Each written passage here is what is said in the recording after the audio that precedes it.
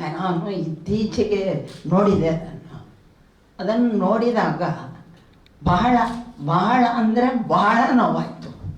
ಯಾಕಂದರೆ ಒಂದು ಹಿಂದೂ ಹುಡುಗಿಯಾಗಿ ಇನ್ನೊಂದು ಯಾವುದೋ ಹಿಂದೂ ಹೆಣ್ಣು ಮಗಳ ಮೇಲೆ ಅನ್ಯಾಯವಾಗಿ ಅನಗತ್ಯವಾಗಿ ಅಗತ್ಯ ಇಲ್ಲದ ವಿಚಾರವನ್ನು ತುರುಕಿಸಿ ಚೈತ್ರ ಮಾತಾಡಿದ್ದಾರೆ.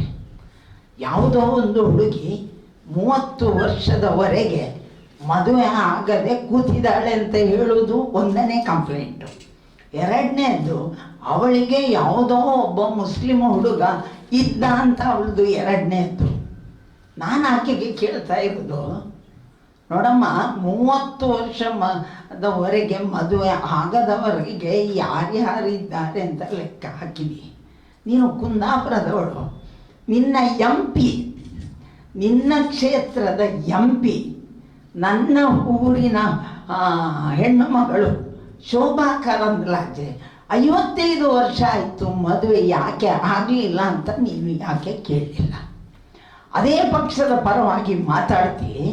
ಆಗಿರುವಾಗ ನೀನು ಶೋಭನಿಗೆ ಯಾಕೆ ಕೇಳಲಿಲ್ಲ? ನಾವು ಕೇಳೋದಿಲ್ಲ.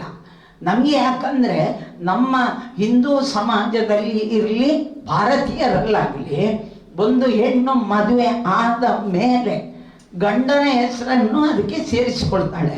ಉದಾಹರಣೆ ಇಂದಿರಾ ಗಾಂಧಿ, ಫಿರೋಜ್ ಗಾಂಧಿಯನ್ನು ಇಂದಿರಾ ಗಾಂಧಿ ಹಾಕ್ಕೊಂಡ್ರು. ಅದೇ ರೀತಿ ಸುಷ್ಮಾ ಸ್ವರಾಜ್ ಗಂಡನ ಹೆಸರನ್ನು ಜೊತೆಯಲ್ಲಿ ಸೇರಿಸಿಕೊಂಡ್ರು. ಶೋಭಾ ಯಾರದ್ದು ಹಾಕಲಿಲ್ಲ. ಆದ ಕಾರಣ ಶೋಭನಿಗೆ ನಾವು ಇವತ್ತಿಗೂ ಗೌರವ ಕೊಡ್ತಾ ಇದ್ದೇವೆ. ಇದು ಕಾಂಗ್ರೆಸ್ ಪದ್ಧತಿ, ಭಾರತೀಯ ಪದ್ಧತಿ, ಹಾಗೆಯೇ ಹಿಂದುತ್ವದ ಪದ್ಧತಿ. ಇನ್ನೊಬ್ಬರಿಗೆ